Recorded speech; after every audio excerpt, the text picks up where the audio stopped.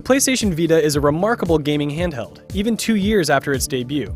But Sony's beginning to rapidly phase out the old design in favor of a refined, slimmer Vita.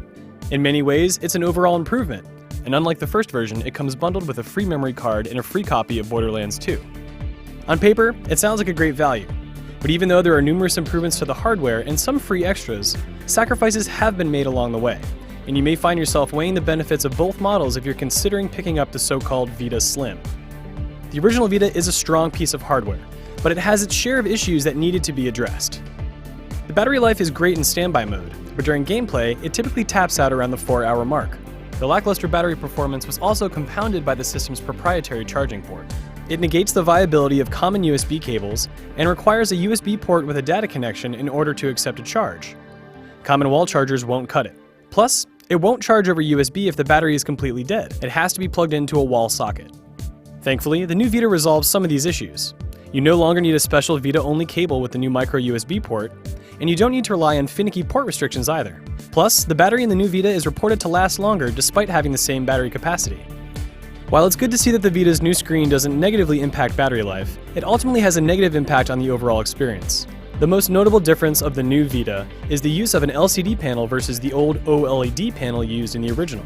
Sure, LCD panels are cheaper to produce, which allows Sony to shave off a few dollars from the Vita price tag. But with the persistent backlight, colors look washed out on the LCD panel compared to the old version. If you've used the original Vita in any capacity, you know how impressive the OLED display can be. And the moment you look at the new one in action, you instantly recognize that it fails to produce images that are as crisp or vibrant. If you've never used the old model, the shift in screen technology won't stand out as much. But you also won't find the display on the new Vita particularly impressive either. If anything, it's unremarkable. Still, you can find improvements in other areas that make the new Vita an attractive proposition. The new USB port is one, but if you look around, you find that the buttons have also been improved, especially the Start, Select, and PlayStation Home buttons. These 3 buttons were previously ovoid and sat flush with the surface, making them unusually difficult to press. Now, they are represented like any other button. They're circular and raised up, making them far easier to press down, especially when you're trying to take screenshots by pressing the Start and Home button at the same time.